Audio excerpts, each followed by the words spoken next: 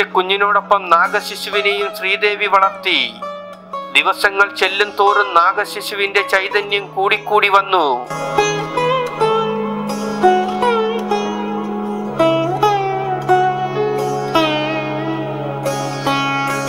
ഒരിക്കൽ ശ്രീദേവിയുടെ ശാസന കേട്ട് ആ നാഗശിശു നാലുകെട്ടിന്റെ നിലവറയിൽ ഒളിച്ചു.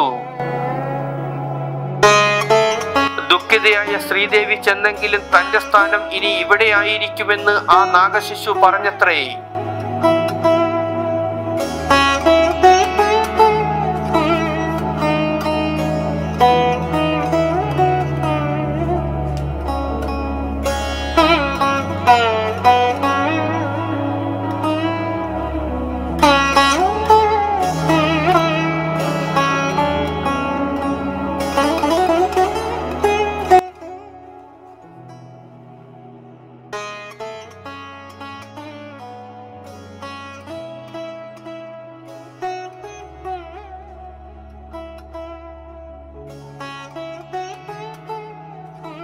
വർഷത്തിൽ ഒരു ദിവസം മാത്രം അമ്മ തനിക്ക് ഉപചാരം ചെയ്താൽ മതിയെന്ന് ആ നാഗശിശു നിർദ്ദേശിച്ചെന്നാണ് കഥ.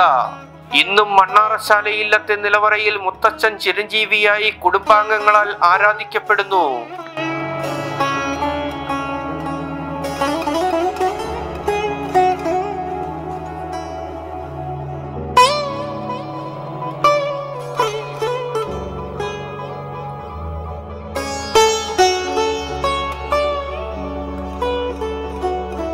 വാത്സല്യ മാതാവ് നടത്തുന്ന പൂജ കാണാൻ പഞ്ചമുഖനായ ആ നാഗത്താൻ വർഷത്തിൽ ഒരിക്കൽ എത്തുമെന്നാണ് വിശ്വാസം.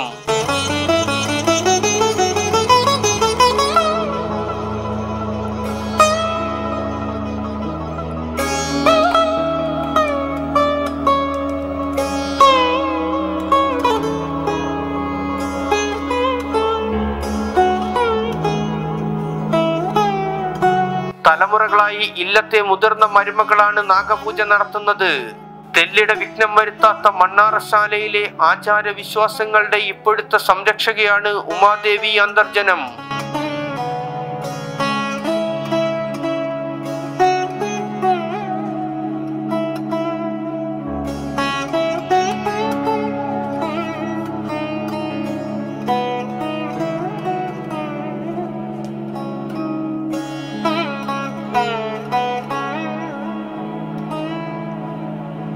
നാഗരാജാവിന്റെ അമ്മയായ മണ്ണാറശാലയെ അമ്മയെ വന്ദിച്ച് സർപ്പദോഷം അകറ്റുന്നതിനായി വിദൂര ദേശങ്ങളിൽ നിന്നും ആളുകൾ ഇവിടെ എത്തിക്കൊണ്ടിരിക്കുന്നു.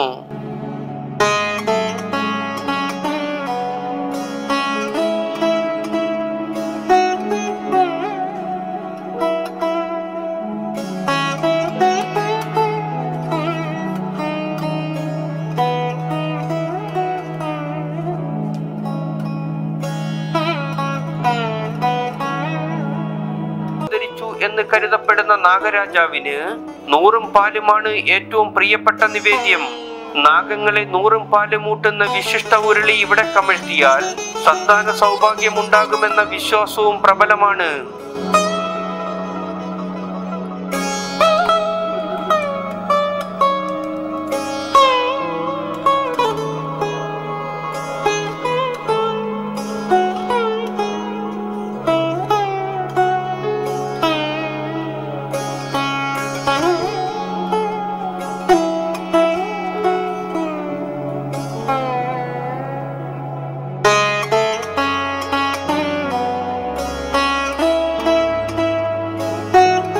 സർപ്പപ്രീതിക്കായി മണ്ണാറശാലയിൽ നടത്തുന്ന ഏറ്റവും വിശേഷപ്പെട്ട ഉത്സവമാണ് ആയില്യം പൂജ.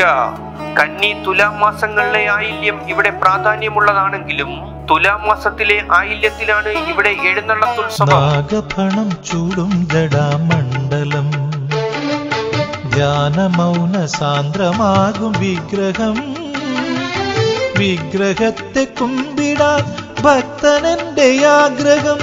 ഇന്നു തഴുകി മാറ്റും ഹരൻ എന്റെ കഥന കന്മഷം.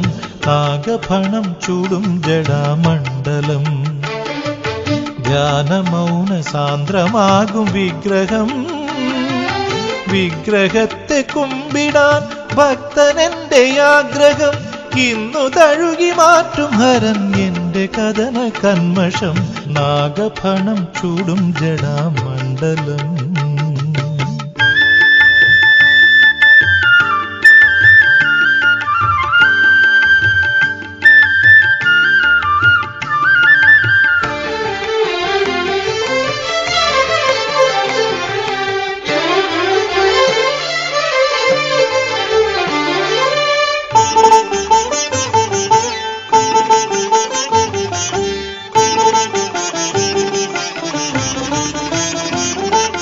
പണ്ടൊരിക്കൽ മൃതിയെടുത്തു വന്നു തടുത്തു ഒരു ബാലകനെ കാലപാശം പിടിമുറുക്കുമ്പോൾ.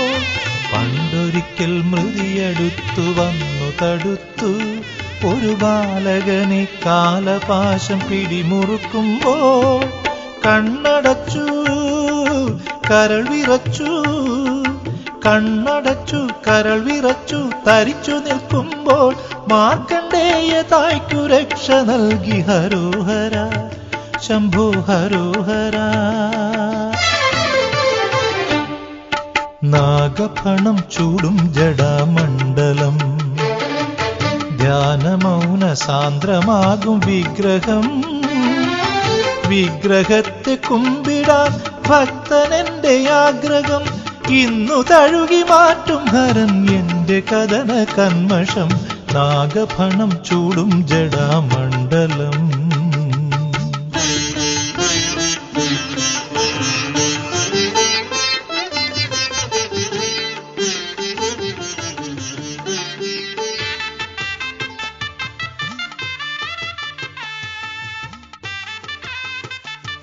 പ്രത്യക്ഷ ദേവതകളായ സർപ്പങ്ങളെ ആരാധിക്കുന്നത് പ്രകൃതിയെ ആരാധിക്കുന്നതിന് തുല്യമാണെന്ന് വിശ്വാസികൾ അവകാശപ്പെടുന്നു.